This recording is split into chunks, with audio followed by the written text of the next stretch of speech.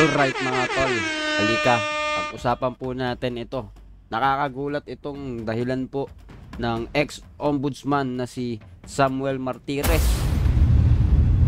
Kung ano ang talagang naging batayan ni Martires, kung bakit niya dinismiss ang dismissal order ni Mr. Joel Villanueva ay magugulat po kayo.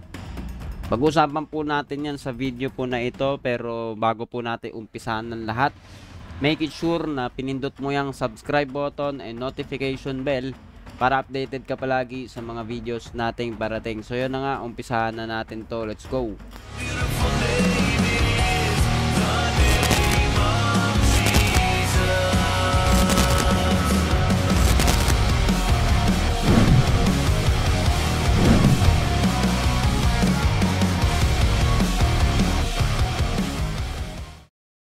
So yun na nga mga tol, no? Sa video po na to, pakinggan po natin yung pahayag po dito ng ex-ombudsman na si Samuel Martires sa pagdidesisyon niya sa kaso po dito ni Mr. Joel Villanueva. Tiyak po magugulat po kayo. Ang title po ng balita po dito sa INC 24/7, Samuel Martires can't remember when Joel Villanueva filed MR. So, hindi na daw po maaalala kung kailan nag-file ng MR itong si Joel Villanueva. Pero hindi lamang po yan ang sasabihin po niya dito. Ang kanya pong dahilan sa kanyang naging desisyon na hindi ilabas, hindi isa publiko ang kanyang pagdidismiss sa kaso po ni Joel Villanueva ay ito. Pakinggan po natin. Motion for reconsideration is considered timely filed if it is filed within the 15-day period that is provided for by the rules of the Office of the Ombudsman. So any motion for reconsideration that is filed out of time is considered as is denied by the Office of the Ombudsman. When did the senator file his MR in 2016? You know, this is a 2019 decision that I made. This is a 2016 case. I don't remember anymore the details of the case. All I remember is that I approved or I granted a motion for reconsideration filed by Senator Joel Villanueva and some other persons, other respondents in the case. That is all that I remember. On the details of the dates, I don't remember, except that I remember that the decision granting the MR was sometime in 2019, July of 2019, I think.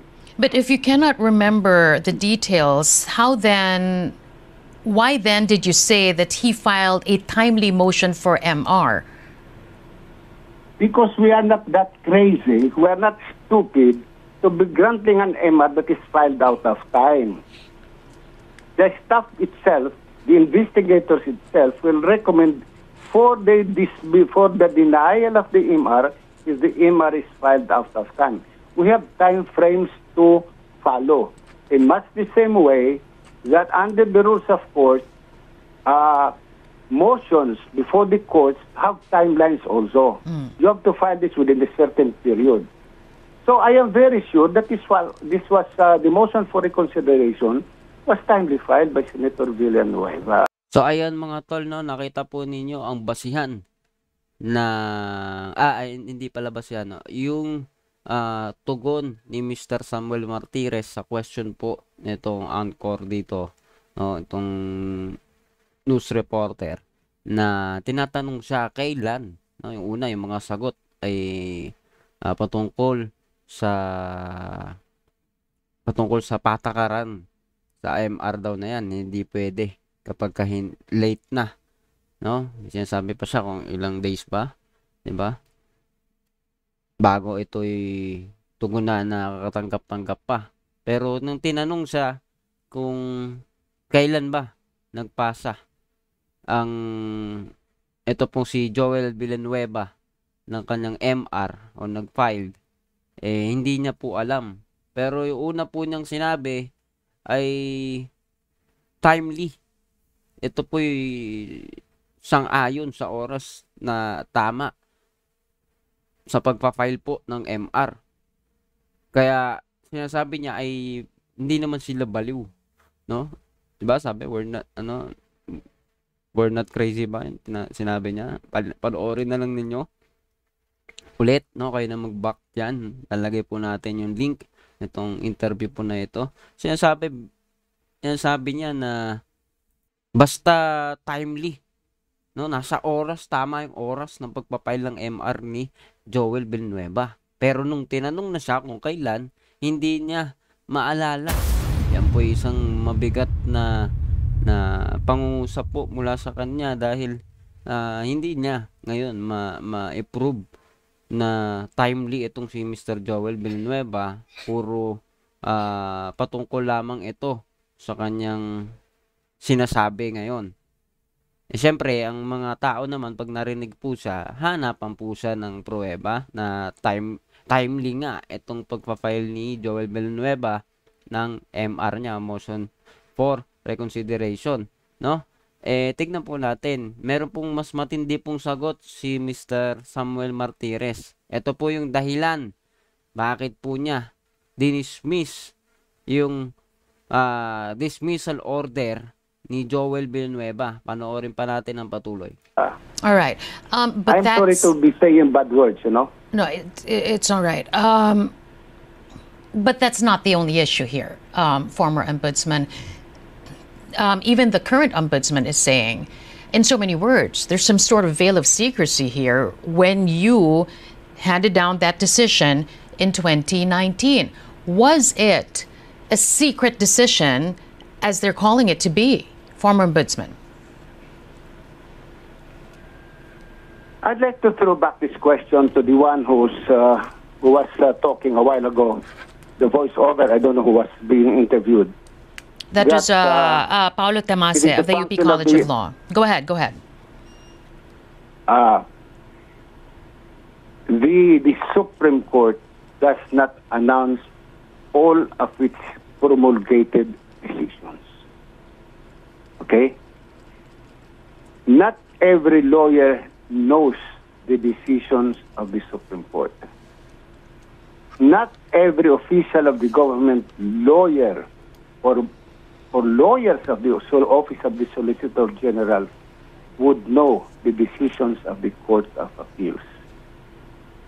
Neither the Supreme Court nor the Court of Appeals nor the Office of the Ombudsman or the Office of the Prosecutor of the Department of Justice has that duty to be always, announcing the decisions they have made. Otherwise, if that will be one of our functions, wala na kaming trabahong gagawin kundi mag-announce na itong decision na ito ay pinirmahan ko ngayong araw na ito, itong decision na ito ay final ko labang kay Juan de la Cruz, itong decision na ito labang kay Juana de la Cruz ay dismiss namin. Yung mga ganon. Wala na kami gagawin. Pero a former But it ombudsman... doesn't mean that we are not transparent.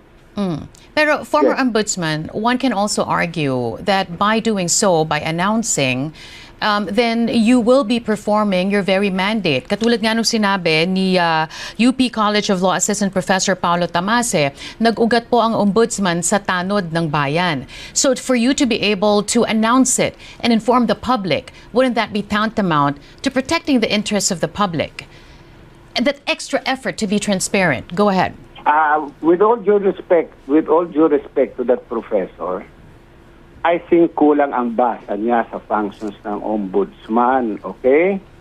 The ombudsman, of course, is mandated to be transparent. No doubt about it. Any government office under the Constitution is mandated to be transparent.